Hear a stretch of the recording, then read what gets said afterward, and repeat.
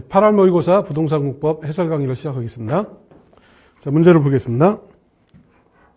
41번 국토개법상 개발행위 허가에 관한 설명인데 옳은 것. 1번 사방사업을 위한 개발행위 허가를 할 때 지방도시계획위원회 심의 거쳐야 된다. 틀렸는데 사방사업을 위한 개발행위 또는 지구단위 계획 수립된 지역에서 개발행위 또는 성장관리계획이 수립된 지역에서 개발행위 이런 행위들은 따로 심의 거칠 필요가 없게 돼요. 왜냐하면 심의라는 거는 문제가 있는지 없는지 좀 세세하게 따져보기 위한 건데 이건 다 계획이 정한 그대로 허가 내주기 때문에 심의를 거칠 필요가 없는 상태입니다.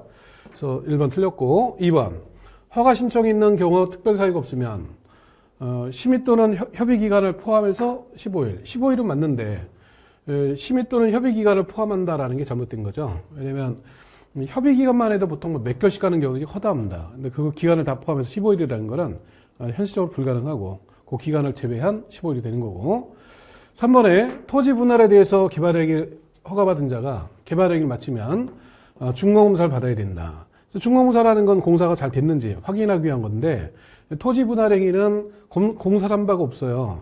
공사를 안 했으니까 검사받을 것도 없는 겁니다. 3번 틀렸고 4번에 자연녹지 지역에서 도시계획위원회 심의를 통해서 개발행위 허가 기준을 강화 또는 완화 적용할 수 있다. 이게 맞는 내용입니다. 그래서 4번이 정답인 거고 5번에 행정청안인자가 허가받아 새로 공공시설 설치한 경우에 종래 공공시설은 허가받은 자한테 전부 무상으로 귀속된다. 이 공공시설 귀속 문제죠. 이 공공시설 귀속 문제가 나오면 키워드 보고 이제 골라내면 되는데 자, 행정청이 보이면 그냥 결론은 무상 귀속입니다. 그 다음에 행정청 새로운 시설이 나오면 또 무상기속이에요.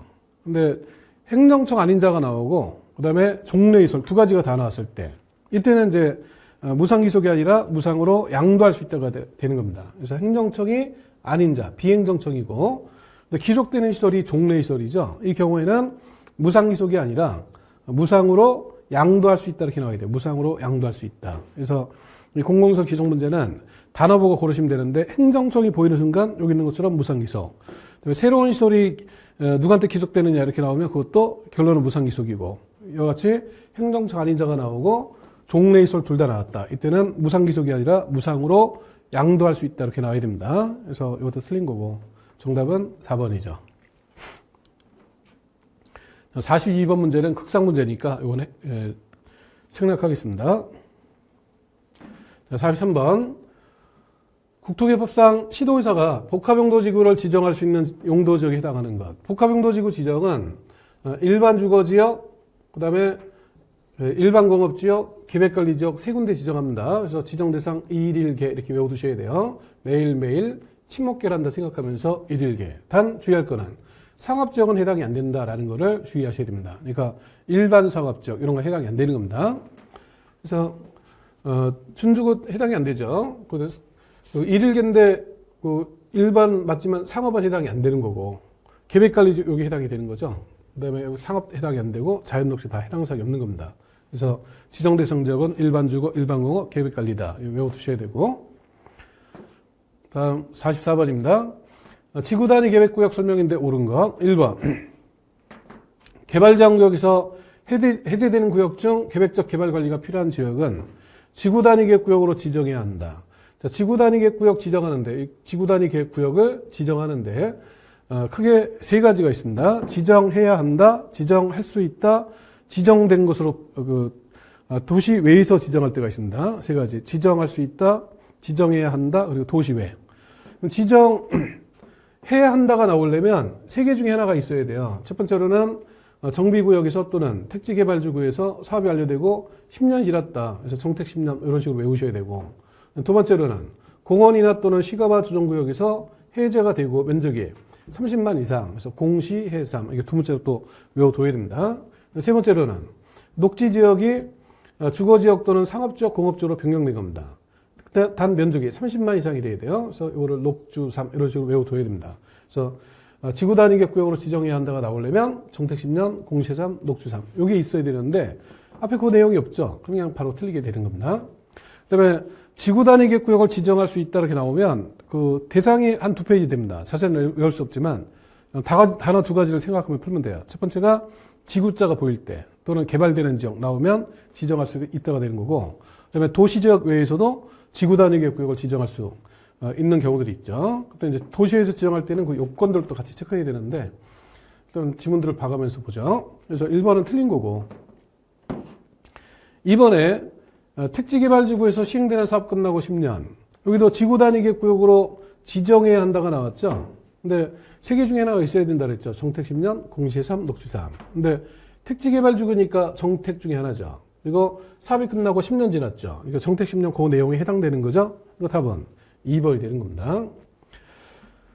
3번에 지구 단위 계획구역 지정할 수 있느냐 없느냐 이렇게 나오면 단어 두 개를 생각하면 돼요. 지급자가 보이거나 아니면 그 지역이 개발되는 지역이거나 이러면 이제 지정할 수 있게 되는데, 용도지구인데 지정할 수 없다? 틀린 거죠. 4번에 도시지역 외 지구 단위 계획구역에서는 지구 단위 계획으로 당해 용도지역 또는 개발진흥지역에 적용되는 용적률 150% 이내에서 용적률을 완화 적용할 수가 있다. 자, 지구 단위 계획으로 완화를 하는데 도시 밖에서는 건폐율이 150이고 용적률은 200% 범위 내에서 완화 적용할 수가 있죠. 근데 용적률 150 틀린 거죠. 5번에 농림지역에 지정된 주거개발진흥지구. 농림이니까 도시지역 외죠. 도시지역 외에서 지구 단위 계획구역을 지정하는 경우는 세 가지가 있죠. 첫 번째가 계획관리가 50% 이상이면서 나머지가 생산관리 또는 보정관리 지역에 지정하는 게 있고, 그 다음에 두 번째가 도시지역 외에 이렇게 개발진흥지구가 지정돼 있을 때 지구 단위 계획구역을 지정하는 게 있고, 세 번째가 용도 지구를 폐지하면서 그 안에 제한을 지구 단위 계획으로 대체하려고 할 때 도시 외에서 지정하는 게 있는데, 개발진흥지구의 지구 단위 계획구역을 지정할 때는 이 개발진흥지구가 용도지역상 어디 위치해야 되느냐 이런 제한을 두고 있습니다. 그중에 주거개발진흥지구, 그다음에 하나 더 특정개발진흥지구 두 가지, 주거와 특정 두 가지는 농림지역 이런 데 위치하면 안 되고 계획관리지역 안에 위치해야 지구 단위 계획구역을 지정하게 됩니다. 그래서 요것만큼은 기억을 해야 돼요. 주거와 특정은 계획관리지구 안에 위치해야 된다. 그래서 주특계 이런 식으로 외워둬야 됩니다. 근데 주거개발진흥지구인데 농림지역 위치했기 때문에 지구 단위 계획구역을 지정할 수 없게 되는 겁니다. 그래서 5번 틀렸고 정답은 2번인 거죠. 다음 45번입니다. 주민이 도시군관리계획 입안권자한테 입안을 제한할 수 있는 사항. 도시군관리계획 입안을 제한할 수 있는 사항이 나오면 이것도 외우셔야 되죠.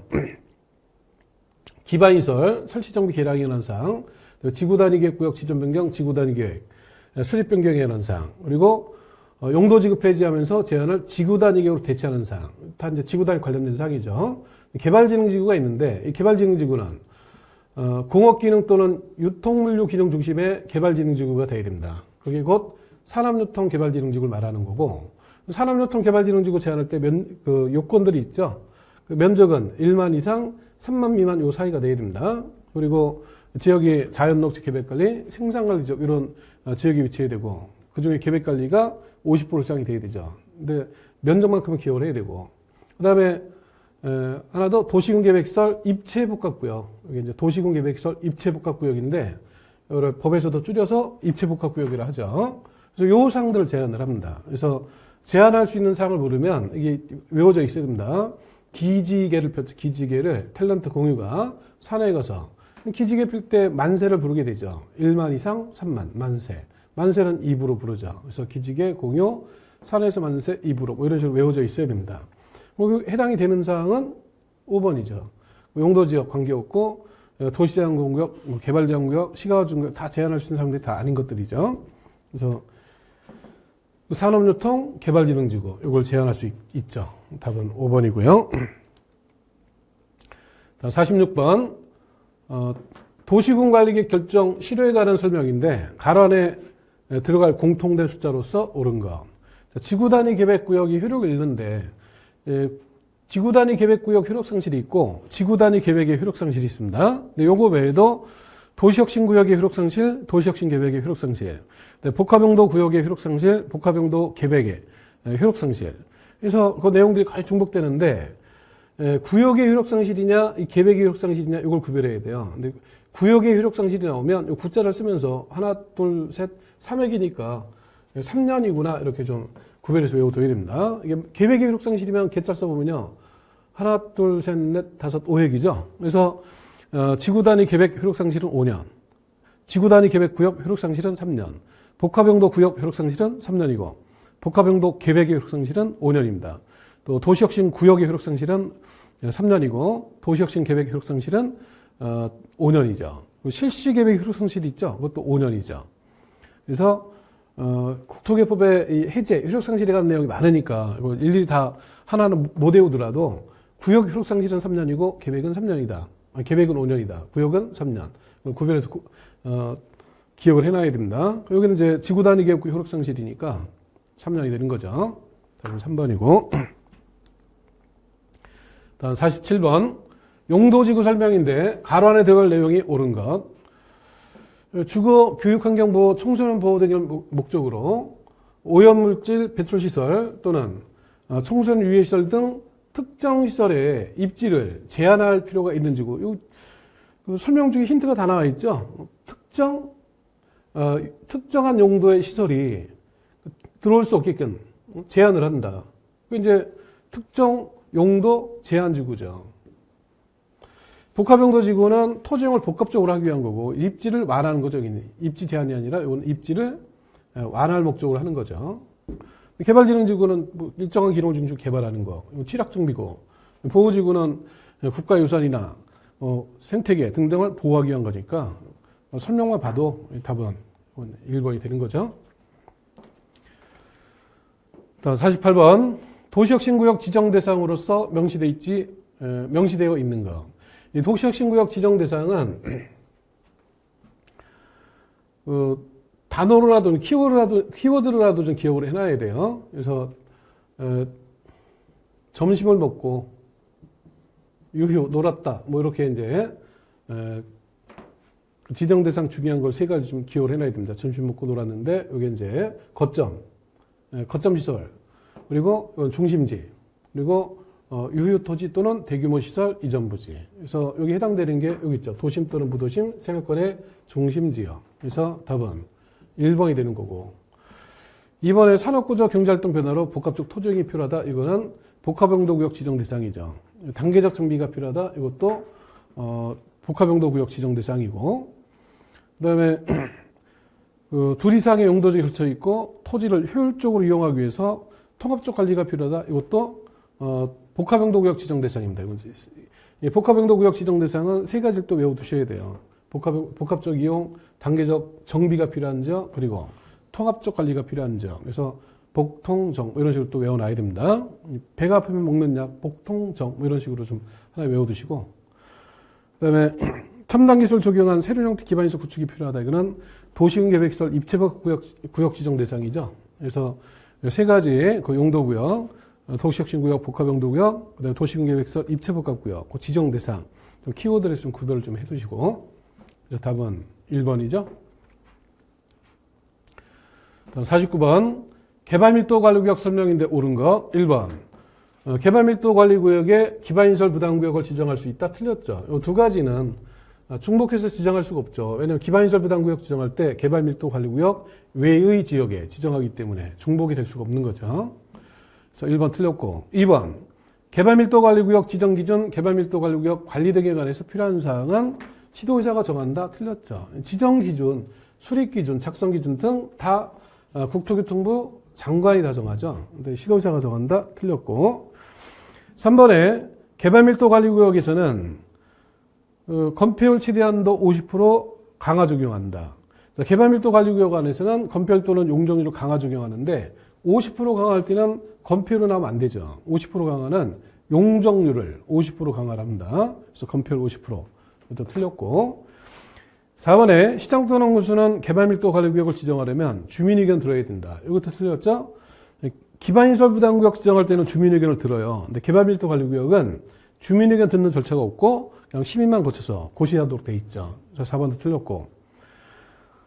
5번에 시장 군수가 개발밀도 관리구역 변경할 때 그 해당 지자체에 설치된 지방도시계획위원회 심의 거쳐야 된다.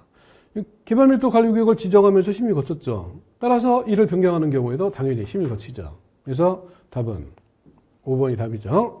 50번은 극상 문제니까 이거는 생략을 하겠습니다. 51번도 극상 문제인데 생략을 하고요.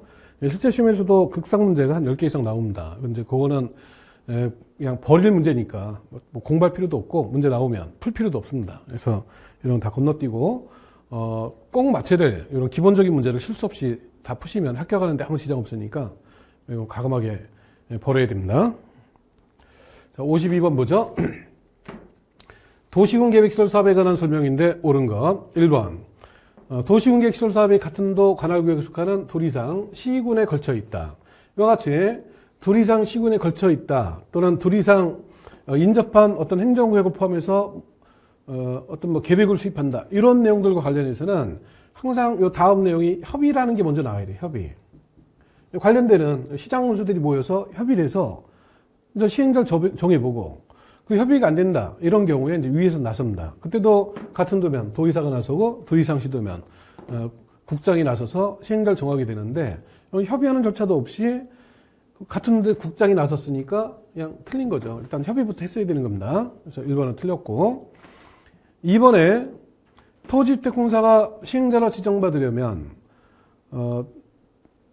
사업대상 토지 면적의 3분의 2 토지 소유자 동의받아야 된다. 자, 국토교회법에서 이 단어 시행자로 지정받을 때 동의받아라 이 표현이 나오면 뭐 내용 볼 필요 없어요. 바로 민간이다라는 걸 먼저 생각을 해야 됩니다. 근데 공사가 나왔으니까 바로 틀린 겁니다. 시행자 지정 동의 민간 이게 바로 떠올라야 돼요. 이런 내용이 하나 더 있죠. 보증이란 단어가 나오면 이것도 민간만 해당되니까 보증이란 단어가 나왔는데 공사가 나왔다 틀린 거. 시행자 지정 동의 이 표현 나왔는데 공사 나오면 틀린 거. 이런 식으로 키워드를 갖고 풀어내야 됩니다. 그래서 2번 틀렸고 3번에 도시지역에서 건축물 부설 광장을 설치하려면 도시공할 결정해야 된다. 원래 기반시설 설치할 때 도시공할 얘기를 미리 결정하지만 이렇게 도시지역 안에 건축물 부설 광장 같이 뭐 중요도가 떨어지는 시설 이런 거는 계획 결정 없이도 계획을 결정하지 않고 설치가 가능하죠. 근데 계획을 결정해야 된다. 틀린 거죠. 4번에 정비법에 따라 도시공할 결정이 의제되는 경우에는 해당 시설결정고실로부터 2년 안에 단계별 집행계획을 수립할 수 있다. 원래 단계별 집행계획은 시설결정고시가 되고 나서 3개월 안에 수립하는 게 원칙이죠. 근데 2년 안에 수립할 수 있는 예외가 있죠. 그 예외가 이와 같이 정비법 등에 따라서 시설결정이 의제된다. 이 경우에는 예외로 2년 안에 수립할 수 있는 예외가 되죠. 그래서 여기 정확한 겁니다. 답은 4번이고 5번에 도시군계획시설 결정 효력 잃는다. 그러면 10년 아니고 20년이죠. 국토기획법에서 이렇게 이와 같이 해제되고 효력 상실되는 규정들이 많죠. 기반시설 부담구역 1년, 그 다음에 지구단위계획구역, 도시혁신구역, 복합용도구역 효력 상실은 다 구역들은 3년이죠. 그 다음에 도시혁신계획, 복합용도계획, 지구단위계획 효력 상실들은 5년. 그리고 실시계획 효력 상실은 5년인데 그 5년이 예외로 7년짜리가 있습니다. 그리고 도시군계획시설 결정 효력 상실은 20년. 시가와 조정구역 효력 상실은 시가와 유보기간 끝난 날의 다음 날. 그래서 기간이 먼저 정리가 돼야 돼요. 국토기획법에서 이와 같이 국토기획법 내용 중에 효력을 잃는다 또는 해제된 거로 본다 이런 게 나오면 기간이 1년, 3년, 5년, 예외로 7년, 그리고 20년. 그리고 시가와 유보기간. 이게 이제 나올 수 있는 기간들이에요. 이 기간만 외우더라도 10년이 나오고 효력상실 이런 게 없으니까 틀린 건 금방 알죠. 그래서 국토기획법에서 효력상실은 1357. 이게 외우기도 쉽죠. 짝수 없고 다 홀수니까 1357 거기다가 20 시가와 유보기간까지 딱 정리가 되어야 됩니다. 그리고 그 중에 3년짜리가 다 구역의 효력상실들, 5년짜리는 계획의 효력상실, 나머지 추가로 이런 거 정리하시면 되니까 한 번에 딱 정리가 돼야 됩니다. 근데 도시군계획시설 결정의 효력상실이니까 20년이 돼야 되죠. 그래서 5번도 틀렸고, 그래서 정답은 4번이죠. 다음 53번. 도시개발법령상 중공검사 및 비용부담에 관한 설명인데 틀린 것. 1번. 시행자는 사업의 효율적 시행을 위해서 필요할 때 공사가 전부 끝나기 전이라도 공사가 끝난 부분에 대해서 중공검사 받을 수가 있다. 이거는 어느 사업이나 이런 예외가 다 있는 거죠. 원래는 이제 중공검사나 건축법의 사용 승인이나 주택법에서 사용검사나 이런 게 다 공사가 끝나고 중공검사를 받고 사용승인 받고 하는 건데 다만 예외가 항상 있는 거죠. 공사 끝나기 전이라도 부분적으로 건축법 같은 경우에는 동별로, 주택법에서도 동별로 또는 공구별로 사용검사 받는 게 있는 거죠. 여기도 공사가 완공된 부분에 대해서 부분적으로 검사받는 게 가능한 거죠. 그래서 1번은 맞고, 이번에 중앙검사권자는 효율적 검사를 위해서 필요할 때 관계행정기관, 공공기관 등에게 의뢰해서 검사를 할 수가 있다. 전문가한테 의뢰할 수 있는 거죠. 맞는 거고. 3번에 시행자가 공사를 끝낸 때에는 공사완료복을 작성해서 반드시 국토부 장관한테 검사받는다. 도시개발법에서는 검사 받는 거 또는 인가를 받는 거 또 승인 받는 거 등등 다 지정권자죠. 지정권자한테 인가 받고 승인 받고 검사 받고 하죠. 근데 국토부 장관한테 받는다? 틀린 거죠. 그러니까 도시개발법에서는 실시계획 인가도 지정권자, 조합설 인가도 지정권자, 신탁계약 체결할 때 승인도 지정권자, 채권 발행 승인, 선수금의 승인, 공급계획 승인 받는 거 등등 다 지정권자죠. 유일하게 환즈계획 인가 하나만 시군구, 나머지는 모두 다 지정권자니까 국토부 장관 틀린 거고. 거기다 반드시 이러면 뭐 틀릴 가능성이 더 높죠. 몰라도 반드시 보면서 틀린 거로 찍어야 되는 겁니다. 그래서 답은 3번인 거고, 4번에 중공사 전 공사료 공고 전에 조성토지 등을 사용할 수 없는 게 원칙이죠. 다만 이제 채비지는 검사 전이라도 사용할 수 있죠. 요거 외에도 사용허가 받은 경우에는 또 사용할 수 있는 예외들이 있죠. 근데 원칙은 중공사 전에는, 공사료 공고 전에는 사용할 수 없다가 원칙이니까 4번 맞는 거고, 5번에 사업에 필요한 비용은 뭐 특별한 규정이 있는 경우 외에는 당연히 시행자가 부담하는 게 당연히 원칙이죠. 어느 사업이나 마찬가지죠. 다만 이제 외로 시행자가 아닌 자한테 부담시킬 수 있는 예외가 있는데, 뭐 시행자가 부담한다? 이건 당연한 원칙입니다.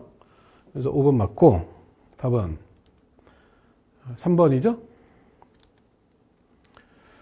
54번, 국토부 장관이 도시개발구역을 지정할 수 있는 경우가 아닌가. 국토부 장관이 도시개발구역을 지정하는 게 나오면 그 5가지가 또 외워져 있어야 돼요. 그래서 외울 때 국토부 장관이 미국, 일본 아니고 중국과 협의를 했습니다. 협의한 내용은 30만 원만 빌려달라고, 그걸 긴급히 빌려달라고 협의를 한 거죠. 그래서 중앙정기관이 요청한다. 국가가 사업을 실시한다. 그리고 협의, 시도의사, 대도시장 간 협의가 안 됐다. 30만 이상으로 제한했는데, 이것도 주의할 사항이, 이 30만 이상 제한은 공공기관장, 정부 출연기관장이 30만 이상으로 제한을 해야 돼요. 근데 뭐 지방공사가 30만 이상으로 제한했다, 이런 건 해당이 안 되니까 이거 하나 주의하셔야 되고, 그 다음에 천재지변으로 긴급할 때, 그래서 그냥 외운 대로 푸는데 중국 협의 30만 긴급 이렇게 외운 대로 풀면 되는데, 단 여기서 2가지만 주의하면 돼요. 중앙정 기관이라는 건 장관을 말하는 거하고, 그 다음에 30만 이상으로 제한한 거는 공공기관, 정부 출연기관이 장이 제한해야지 지방공사가 제한하는 건 해당이 안 된다. 이 정도면 이제 다 해결이 됩니다. 그래서 아닌 거를 찾아야 되는데, 30만 이상으로 제한한 거는 공공기관, 정부 출연기관장이 제한해야 된다 그랬죠. 근데 지방공사 해당이 안 되는 거죠. 답은 1번이죠. 2번은 그 협의가 안 된다, 그 내용이죠. 중국 협의 30만 긴급 그 협의가 안 된다. 그 다음에 4번은 중앙정기관의 장이 요청했다. 중앙정기관이 장이 요청하는 경우에는 뭐 면적 얼마든 안 따져요. 그래서 중앙정기관의 장이 요청했기 때문에 국토부 장관이 지정할 수 있고, 4번은 30만 이상으로 제한한 건데 공공기관장 또는 정부 출연기관장이라고 했죠. 공공기관장 또는 정부 출연기관장. 정부 출연기관장이 장이 제한하는 거니까 해당이 되고, 5번은 천재지변으로 긴급하다, 그 내용이죠. 다 맞고 답은 1번이죠. 다음 55번. 토지상한채권 설명인데 틀린 것 1번. 지정권자 아닌 시행자가 토지상한채권 발행하려면 지정권자 승인 받아야 된다. 앞에서도 뭐 비슷한 게 나왔었죠. 도시개발법에서 인가승인검사 다 지정권자죠. 근데 채권 발행 승인 당연히 지정권자 승인 받는 거고.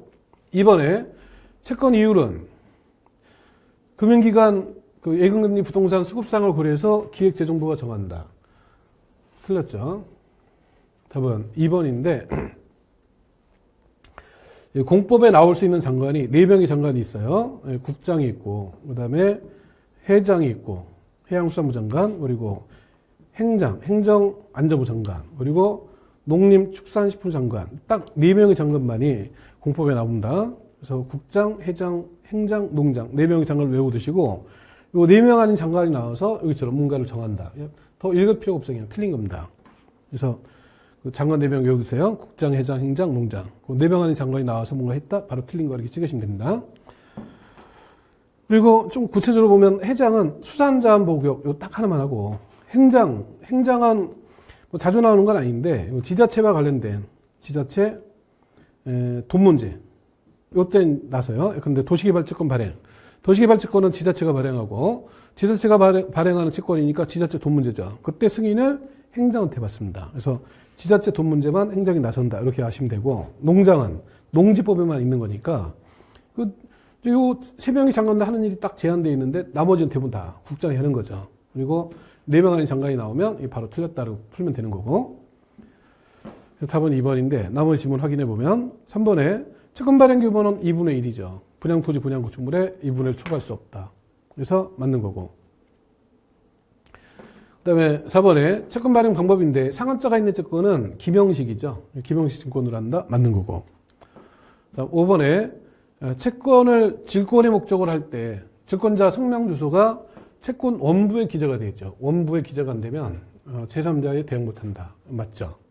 정답은 2번이죠. 다음 56번 환지처분에 관한 설명인데 틀린 거 1번 도시개발구역 토지 소유자 이해관계인은 환지 방식에 의한 사업 공사 관계소리 공란 기간 안에 시행자한테 의견서를 제출할 수가 있다. 이게 이제 환지 방식이다 보니까 공사 끝난 뒤에 준공사 받기 전에 의견을 들어보죠. 의견을 들으려면 공사관계 서류를 먼저 공고를 하겠죠. 공사가 완료됐다는 사실을 공고를 하고 공사관계 서류를 공람을 시켜요. 공람 기간은 이제 10살 이상으로 해서 정해지죠. 그리고 그 이해관계인 또는 소유자 등은 그 기간 안에 가서 의견서를 제출할 수가 있죠. 그래서 이 제출된 의견에 따라 필요한 조치가 끝나고 또는 제출된 의견이 없었다 이럴 때 준공검사를 이제 받게 되죠. 그리고 나서 이제 환지처분을 하는 거죠. 그래서 환지처분의 절차와 관련된 내용이니까 이거는 좀 체크를 해둬야 되고, 이번에 환지계획에서 정하여진 환지는 환지처분이 공고된 날의 다음 날 종전토지로 본다. 환지처분 효과는 3개 중에 하나죠. 다음 날 아니면 끝나는 때 아니면 이미 처분된 채비지 등기 2등 3개 중에 하나입니다. 다음 날 끝나는 때 2등.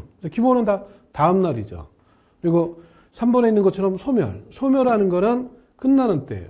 소멸은 끝나는 때, 환지처분 공고일이 끝나는 때, 그리고 이미 처분된 채비지가 나오면 등기를 해야 이제 취득하게 되죠. 그래서 환지처분 효과 3가지, 다음 날, 끝나는 때 2등 이렇게 딱 외워두셔야 됩니다.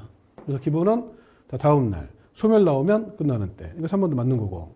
4번에 채비지가 아닌 보류지는 환지계획으로 정한 자가 취득을 합니다. 근데 채비지는 시행자가 취득하죠. 그래서 그것도 구별해놔야 됩니다. 시행자가 취득하는 건 채비지, 시체죠. 그리고 정한자가 취득하는 건 보류지, 정보. 이것도 다 다음 날 취득하게 되는 거죠. 4번도 맞고. 5번에 시행자는 지정권자에 의한 검사받은 경우에 환지처분은 30일이 아니고 60일이죠. 그래서 5번이 틀린 거죠. 정답 5번이고요. 다음 57번 도시개발구역에서 허가를 받아야 될 행위로 명시되어 있지 않은 것. 1번 공유저면의 매립, 이건 형질병량 행위로 허가 받아야 되죠.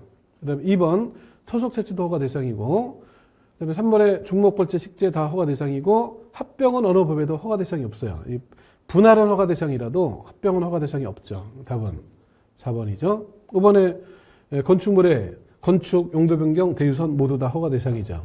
그래서 답은 4번이고요. 58번입니다. 조합 2번에 관한 설명인데 틀린 거 1번. 이사는 의결권을 가진 조합원이어야 한다. 당연히 조합원 중에서 2번을 뽑는 거죠. 2번에 이사의 자기를 위한 조합과의 계약 또는 소송이 나오면 결론은 여기입니다. 누가 대표하느냐. 근데 다 이제 이런 식으로 감사가 대표해야 되는데 조합장이 대표한다 또는 이사가 대표한다, 대연회가 대표한다 이 상황이 다 속여요. 이렇게 다 결론 자기를 위한 나오면 감사부터 찾아야 됩니다. 그래서 2번 틀렸고 정답은 2번이죠.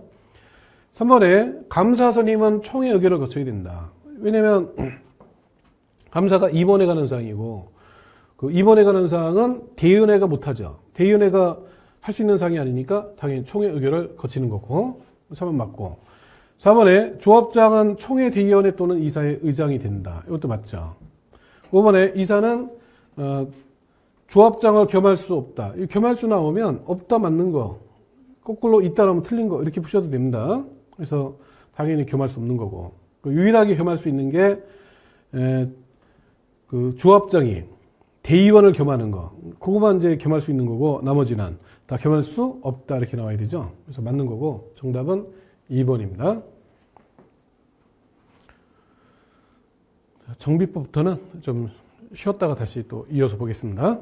자, 이어서 보겠습니다. 59번입니다.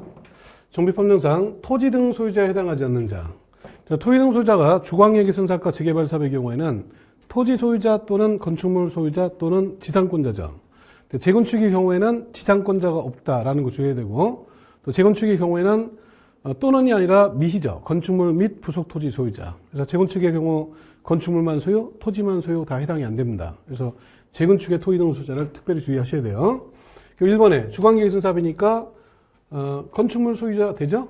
또 2번도 주광계획선 사업 토지 지상권자 되고 3번은 재건축인데 지상권자 틀린 거죠. 정답은 3번이죠.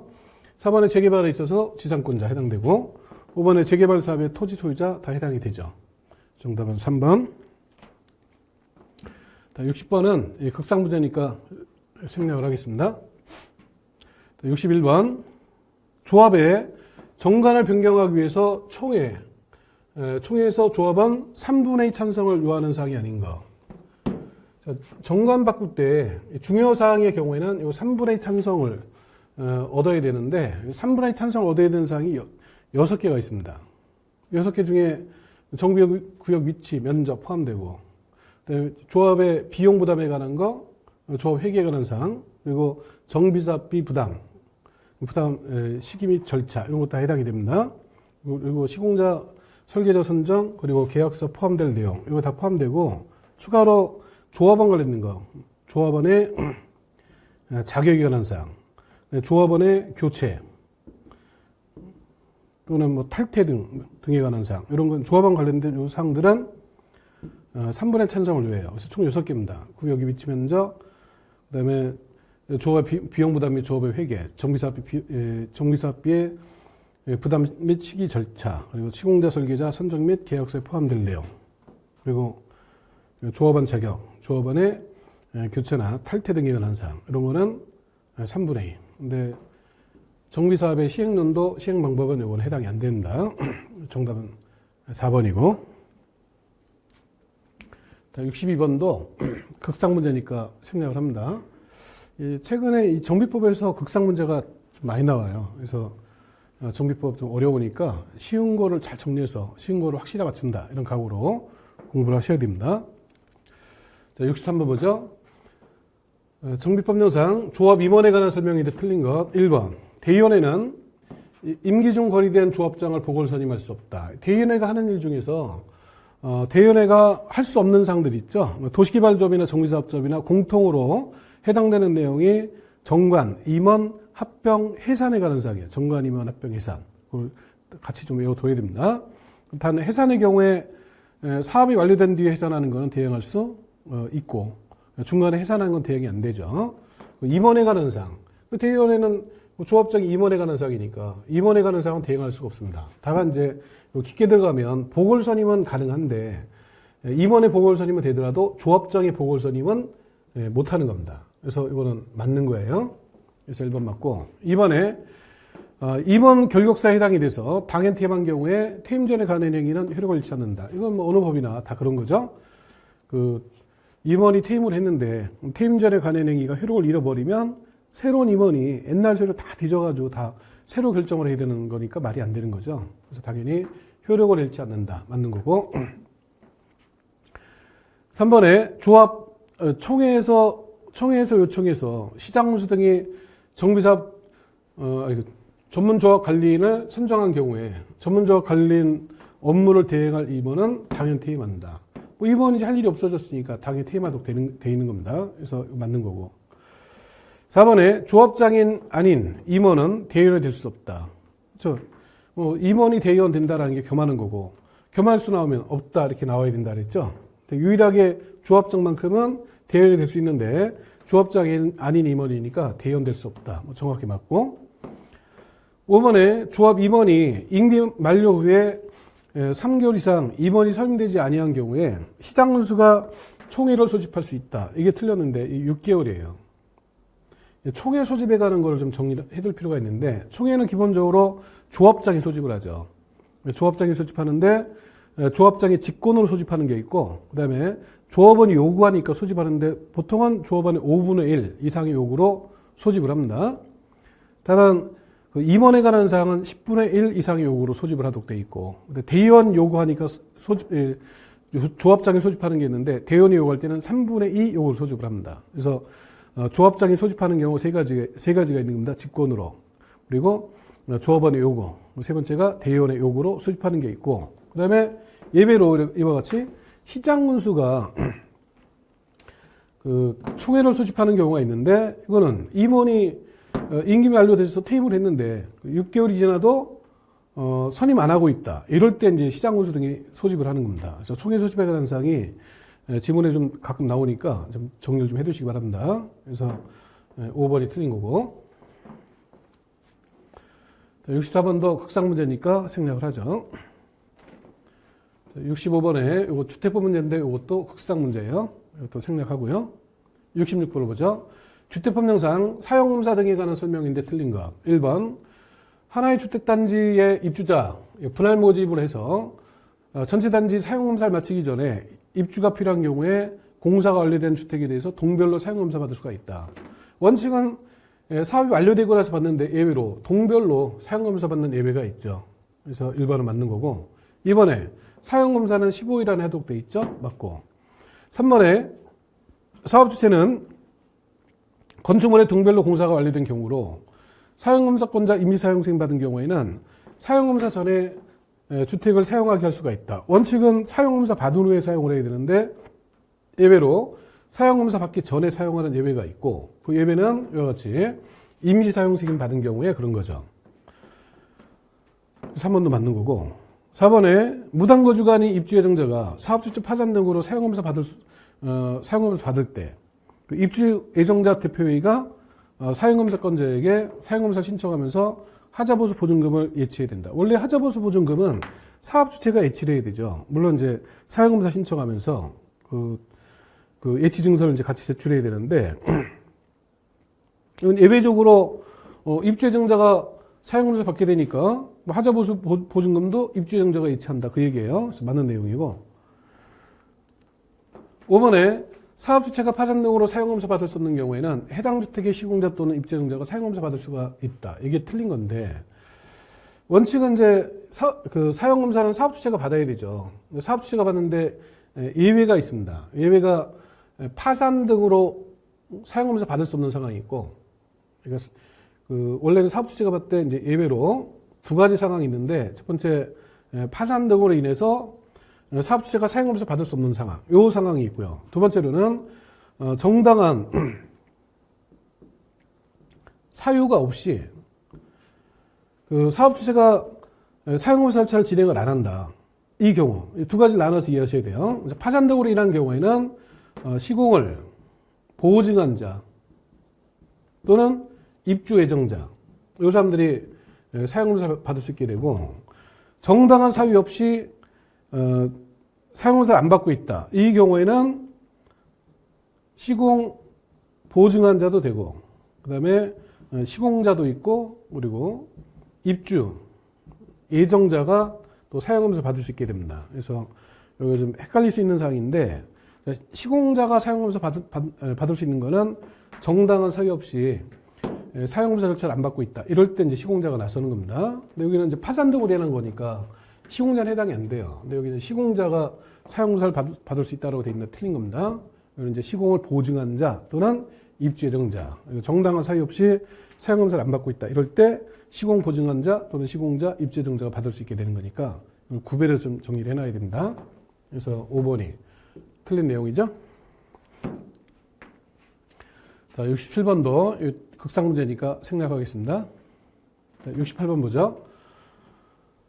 주택법령상 공동주택관리법에 따른 행위 허가를 받거나 신고를 하고 나서 설치하는 세대 구분형 공동주택 그 요건. 자, 세대 구분형 공동주택이 두 가지가 있죠. 사업계획 승인을 받아서 설치하는 거. 처음부터 건설할 때 세대 구분형으로 건설하는 주택이 있고, 기존의 공동주택은 세대 구분형이 아니었는데 그걸 이제 중간에 몇 년 사용하다가 그거를 허가를 받거나 신고를 하고 나서 세대 구분형으로 바꿔서 설치하는 경우가 있습니다. 그때 요건이 좀 차이가 있으니까 구별해놔야 되는데, 근데 그 요건 보면 기억번에 구분된 공간의 세대수는 기존 세대를 포함해서 2세대 이하여야 된다. 이거 맞습니다. 그래서 기존의 공동주택을 세대 구분형으로 바꾸는데 그걸 막 3개, 4개로 바꾸면 안 되니까 기존 세대 포함해서 2세대 이하로 그 제한을 둔 겁니다. 니은번에 하나의 세대가 통합해서 사용할 수 있도록 세대 간 연결문을 설치하거나 경량구조 경계벽 등을 설치한다. 이거는 해당이 안 되죠. 이거랑 이제 사업계획 승인 받아서, 이거는 사업계획 승인을 받아서 설치하는 거. 여기 이제 해당이 되는 내용인데, 처음부터 지을 때 그 세대 간 연결문을 만들거나 경량구조 경계벽을 만들 수는 있어도 기존의 공동주택을 바꾸면서 이런 구조를 한다는 거는 현실적으로 가능하지가 않죠. 그래서 이거는 사업계획 승인 받아서 설치하는 세대 구분형에 해당되는 거니까 니은번은 틀린 내용이고, 기억은 맞고 니은이 틀렸으니까 일단 니은이 들어가 있는 걸 쭉 빼고 나면 그 기억 디귿은 이제 공통이니까 니은을 일단 확인해 보면 되죠. 디귿번은 안 봐도 이제 맞는 거죠. 세대별로 구분된 각각의 공간마다 욕실 부어 구분 출입문을 설치하라. 이건 맞죠. 이거는 왜냐면 세대 구분형은 구분 생활이 가능한 구조가 돼야 되니까, 이런 게 이제 공간마다 따로 있어야 구분 생활이 되니까 디귿번은 맞는 내용이고, 리을번에 세대 구분형 공동주택 세대수가 해당 주택 단지 공동주택 전체 세대수의 3분의 1. 이건 사업계획 승인받은 건 3분의 1이고, 기존의 공동주택을 허가받아서 또는 신고하고 나서 세대 구분형을 바꿀 때는 전체의 10분의 1이에요. 해당 동의 3분의 1이고, 이거 전체니까 10분의 1이 돼야 됩니다. 10분의 1 넘지 않을 것. 그래서 리을번 틀렸죠. 그래서 정답은 1번이 되는 겁니다. 자, 69번. 주택건설 사업자 등에 관한 설명인데 옳은 것. 1번. 부정수표 단속법 또는 주택법을 위반해서 근거 이상의 형의 집행유예 선고를 받고 그 유예 기간 중에 있다. 이때는 이제 결격사유가 되죠. 등록할 수 없어야 되죠. 그러니까 이 결격사유 공통 4가지가 있죠. 어느 법에나 이제 공통적으로 해당되는 4가지. 첫 번째가 미성년자 피성년 의견인 피한적 의견인. 두 번째가 파산 선고 후에 복권이 안 된 사람. 세 번째가 근거 이상의 실형 선고받고 형 집행 종료 또는 면제되고 나서 2년이 경과되지 아니한 자. 네 번째가 근거 이상의 형의 집행유예 선고를 받고 그 기간 중에 있는 자. 이게 공통 4가지예요. 그러니까 집행유예 기간 중에 있다. 다 기본적으로 등록할 수 없어야 되는 겁니다. 또 조합의 임원이 될 수 없고, 뭐 도시개발조합이나 정비사업조합이나 또 주택조합도 마찬가지죠. 그래서 결격사의 기본 내용이니까 이건 당연히 알고 있어야 됩니다. 그래서 1번은 틀렸고, 2번에 국토부 장관은 등록사업자가 택지개발촉진법을 위반해서 택지를 전매했을 때 1년 이내 기간을 정해서 영업정지를 명할 수가 있다. 주택법에는 영업정지를 명하거나 또는 등록을 말소하거나 이런 이제 사유들이 있는데 그 내용이 너무 많아요. 일일이 못 외웁니다. 다만 이제 등록을 말소해야 하는 사유가 대부가 있죠. 대부. 등록증을 대여했다, 부정한 방법으로 등록했다, 이런 경우에는 이제 등록 말소로 가는 거고, 그 나머지에 대해서는 이제 등록을 말소하거나 영업정지를 명할 수 있게 되는데, 보통은 다 1년 이내 기간 중에서 영업정지를 명하는 거니까 그 구체적인 내용은 모르지만 뭐 그럴 수 있겠다 이렇게 대충 일단 넘어가고, 뭐 그 옳은 거 찾는 건데 뭐 2번이 옳은지 자신 없지만 이게 넘어가 보고요. 나머지는 다 확인해 봐야 되죠. 3번에 고용자와 근로자 주택 건설하는 경우에 등록사업자와 공동으로 사업을 시행할 수 있는 게 아니라 해야 한다. 의무적 공동이죠. 주택법에서는 공동사업 3가지가 있죠. 공동으로 사업하는 게 3가지. 토지 소유자가 공동으로, 조합이 공동으로, 고용자가 공동으로. 토지 소유자 공동으로 할 수 있다. 주택조합 공동으로 할 수 있다. 근데 고용자의 경우에는 공동으로 해야 한다니까 주의하셔야 되죠. 3번 틀렸고. 그 다음에 4번에 세대수 증가하는 리모델링 조합이 구성원의 주택 건설할 때 국가와 공동으로 사업을 시행할 수 있다. 주택조합이니까 할 수 있다는 맞는데 리모델링 조합의 경우에는 세대수가 증가할 때는 공동으로 할 수 있고 세대수가 증가 안 하면 공동으로 못 합니다.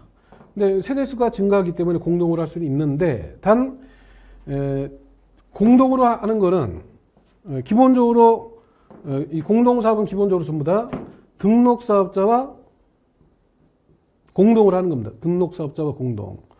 근데 주택조합의 경우에는 등록사업자뿐만 아니라 추가로 지방자치단체와도 공동을 할 수 있고 그다음에 토지주택공사와도 공동을 할 수 있고 지방공사와도 공동을 할 수가 있습니다. 근데 적어도 국가는 안 되는 거예요. 국가는. 근데 국가와 공동을 한다. 이게 이제 틀린 거죠. 상식적으로 조합하고 국가가 공동사업한다는 게 현실적으로 말이 좀 안 되죠. 그래서 주택조합의 경우는 특별히 등록사업자, 지자체, 토지주택공사 또는 지방공사와 공동을 할 수 있게 됩니다. 국가는 해당이 안 되니까. 4번도 틀렸고. 5번에 영업정지 처분받은 등록사업자는 처분 전에 승인받은 사업을 계속할 수 있어야 되죠. 왜냐면 계속 못하게 되면 피해는 분양받은 사람들이 피해보기 때문에 사업은 계속할 수 있게 되는 겁니다. 그래서 5번도 틀렸고 정답은 이제 2번이 된 거죠. 다음 70번 주택법령상 용어 설명인데 틀린 것 1번 다가구 주택은 단독주택에 해당한다. 단독주택 종류는 단독, 다중주택, 다가구 이렇게 세 가지가 있죠. 주택법에서는 공간 해당이 안 되니까 주의하셔야 되죠. 그리고 공동주택에는 아파트 연립, 다세대가 있고 기숙사는 주택법상으로는 주택이 아니다라는 것도 주의해야 되죠. 다가구는 단독이다 맞고. 이번에 오피스텔은 준주택에 해당된다. 준주택 종류는 다기, 오, 노 이런 식으로 외워놔야 되죠. 다중생활시설, 기숙사, 오피스텔, 노인복주택 그중에 오피스텔은 준주택이다. 맞죠? 3번에 주택단지에 해당하는 토지가 폭 8m 이상인 도시계획 예정도로 분리가 되면 별개단지다. 이 별개단지로 구별하는 시설이 있죠. 고속도로, 철도 또는 자동차 전용도로, 국도, 지방도로 등등. 근데 도로폭이 8m가 있고 20m가 있죠. 20m, 8m. 일반 도로는 20m, 도시계획 예정도로. 도시계획 예정도로가 도시계획 예정도로. 딱 8글자죠. 8글자짜리가 8이구나. 이렇게 좀 또 구별해놔야 돼요. 그래서 8m 이상의 도시계획 예정도로로 분리가 됐기 때문에 별개단지로 본다. 이것도 맞죠. 4번에 주택에 딸린 자전거 보관소, 부대시설에 해당한다. 딸렸다라는 게 부대됐다라는 거고, 딸린 시설이 이제 부대시설이에요. 주택에 딸려있는 이유가 기능상 필요하기 때문에 있어야 될 시설들, 단지 내 도로, 자전거 보관소 또는 자전거 보관소나 보안 등이나 안내 표지판 등등, 이게 다 이제 주택 기능상 필요한 것들이죠. 다 부대시설이 되는 겁니다. 4번도 맞고, 5번에 도로 상하수도, 전기가스, 통신, 지역난방 시설은 간선시설에 해당한다. 간선에 이 간자의 의미가 줄기예요. 줄기 간자입니다. 그러니까 줄기가 되는 선이니까 이런 시설들은 기간시설이고, 그다음에 간선이 있어야 되는 건 기본 줄기로 연결하는 거기 때문에 단지 안에 있는 이런 기간시설하고 단지 밖에 있는 같은 종류의 기간 대 기간을 연결하는 것이 간선이 되는 겁니다. 그래서 간선의 간이 줄기구나라는 걸 생각하면서 기억을 하시면 됩니다. 그래서 도로 상하수도, 전기가스, 통신 등은 그냥 기간시설, 그리고 기간 대 기간을 연결하면 그게 간선. 여기는 도로 등이 간선이 다 틀린 거죠. 그래서 이것도 틀렸고, 틀린 거 찾는 거죠. 정답은 5번입니다. 71번 흑상 문제니까 생략을 합니다. 72번 건축선에 관한 설명인데 옳은 것 1번 건축선이란 건축물을 건축할 수 있는 한계선, 인접대지 경계선 이 틀렸죠. 건축선은 도로와 관련해서 건물이 넘어갈 수 있는 한계선을 말하기 때문에 건축선은 대지와 인접대지가 아니라 대지와 도로의 경계선, 이게 이제 건축선이 되는 거죠. 인접대지 경계선 틀린 거죠. 틀린 거고, 이번에 소유노비에 미달되는 도로, 미달도로 건축선의 경우에는 원칙은 중심선부터 후퇴하죠. 중심선에서 소유노비의 2분의 1만큼 후퇴하는 거죠. 중심선 2분의 1.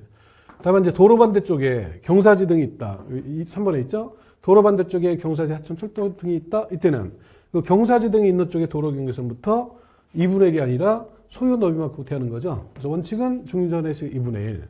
경사지, 하천, 철도 등이 있을 때는 그쪽 도로 경계선부터 소요 너비만큼. 그래서 이 서로 반대로 돼 있죠. 그래서 2번, 3번 다 틀렸고. 4번에 시군구는 도시적 안에서 건축물의 위치 환경 정비를 위해서 4m 이내에서 건축선을 따라 정할 수가 있다. 이게 지정건축선인데 지정건축선은 최대 4m까지 지정이 되는 거죠. 그래서 답은 4번이죠. 5번에 너비 7m 그리고 6m인 두 도로가 90도로 교차할 때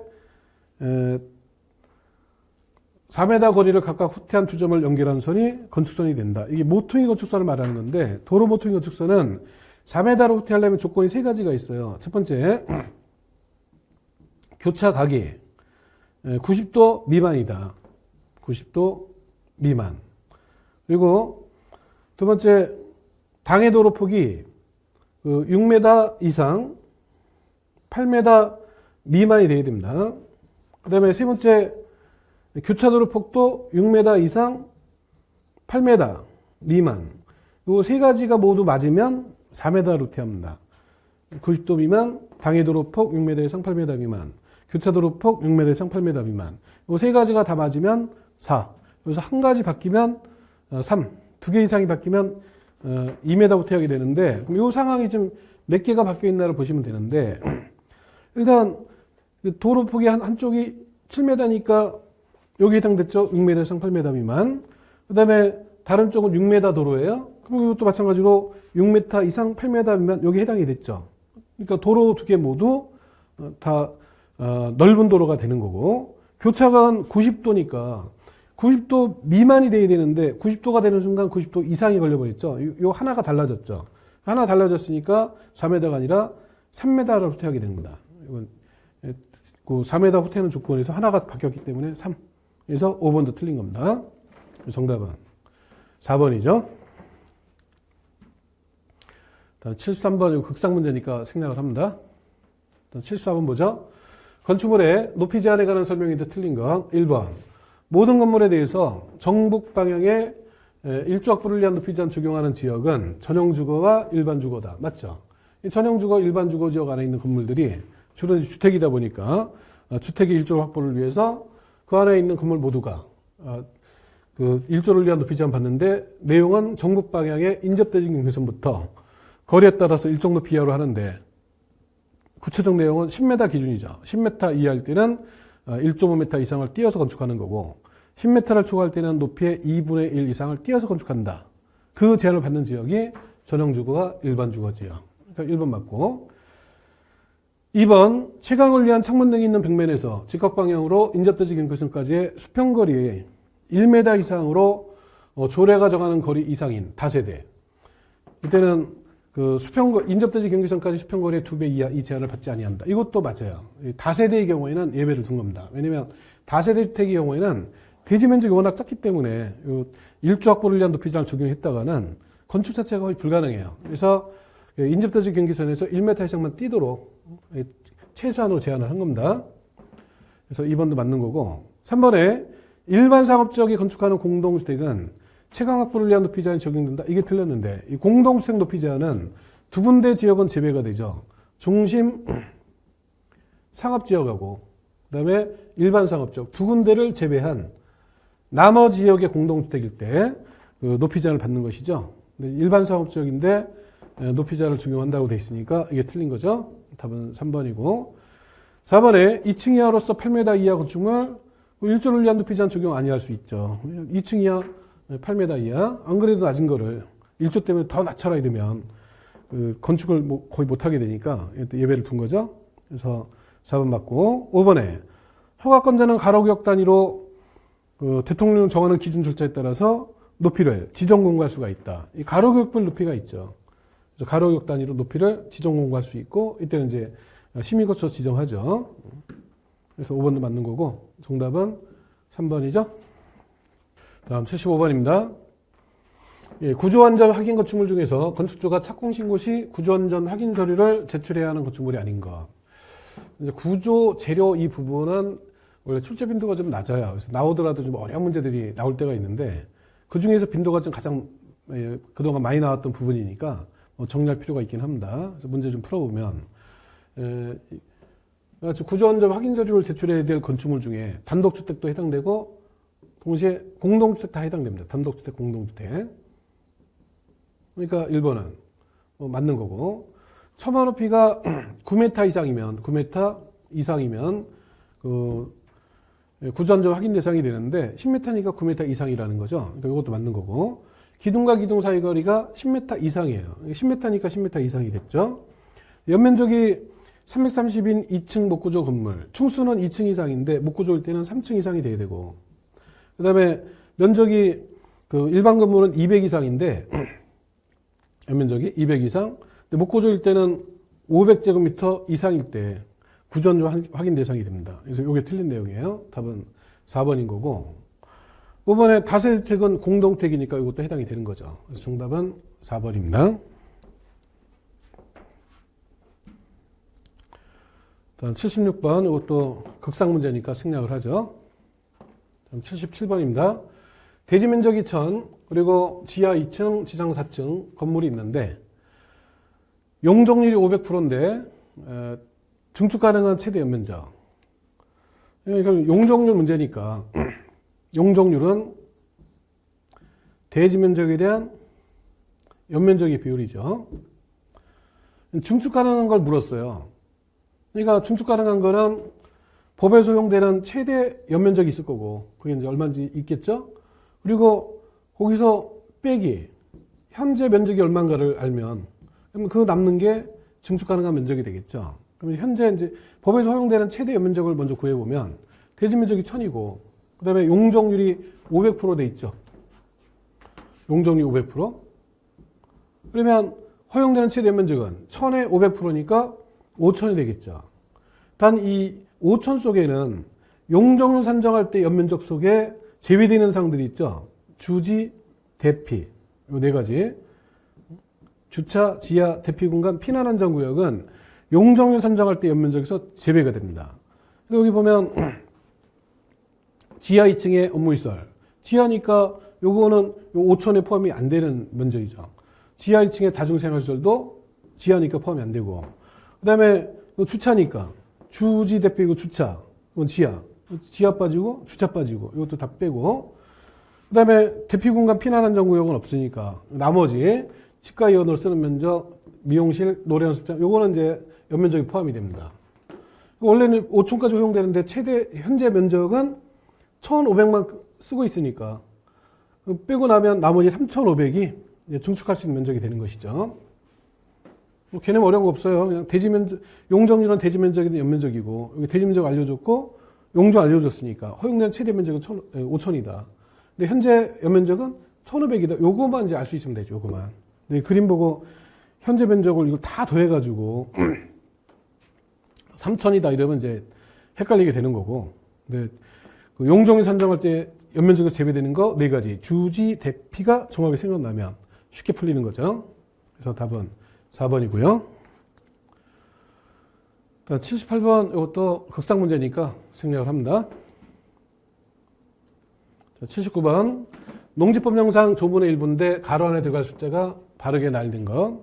1번에 유휴농지 대리경작자는 대리경작이라는 건 남의 땅에서 농사진 거죠. 남의 토지에 농사졌으니까 사용료를 내야 되죠. 사용료가 수확량의 10%입니다. 수확량의 10%를 2개월 안에 사용료로 지급을 하죠. 그러니까 기억번은 이제 10%가 들어가야 되니까 1번 아니면 2번, 나머지 뭐 볼 필요가 없고. 근데 니은번에 농업진흥지역 밖의 농지를 전용허가 받지 않고 전용한 경우에 3년 이하 징역, 그리고 벌금이 얼마냐 이걸 물었는데 뭐 이런 것까지 다 공부할 수 없으니까 이거는 이제 모르니까 생략을 하고. 디귿번은 이행강제금이죠. 처분명령 받은 후 정당한 사유 없이 기간 내에 처분 안 했다. 그래서 이행강제금 부과하는데, 이행강제금은 감정가격하고 개별공시지가 중에서 높은 가액의 100분의 25라는 걸 알아야 됩니다. 이행강제금 비율이, 건축법은 50% 부과 대상이 있고 10% 부과 대상이 있죠. 농지법은 25입니다.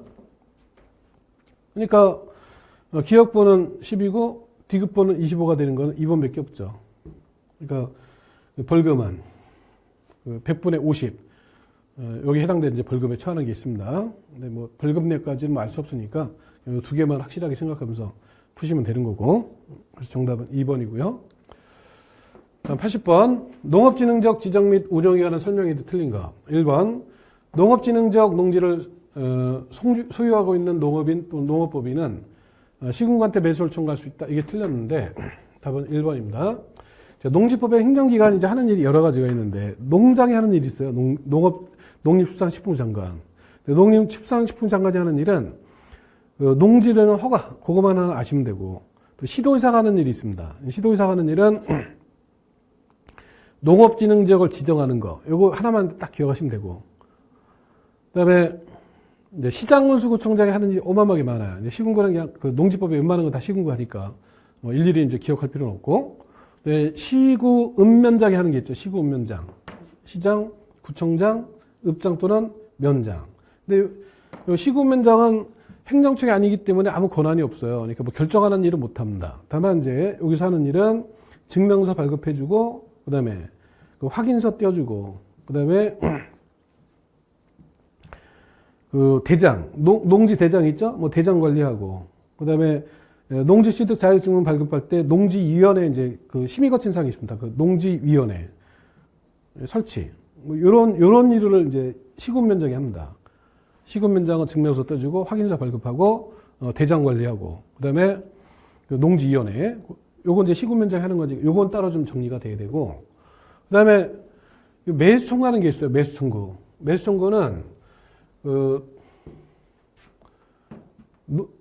농어촌 공사에다가 매수 청구를 하는데 이건 시군구한테 하는 게 아닙니다. 농지법에는 매수 청구가 두 가지가 있어요. 농업진흥지역 안에 있는 농지를 매수 청구하는 게 있고 농지를 소유해서는 안 되는 자가 소유했을 때 처분명령을 내리고 처분명령을 내렸으니까 팔아야 되는데 수습하기 어렵다 이럴 때 매수 청구를 하는 게 있습니다. 그 매수 청구는 다 농어촌 공사에다 하는 거니까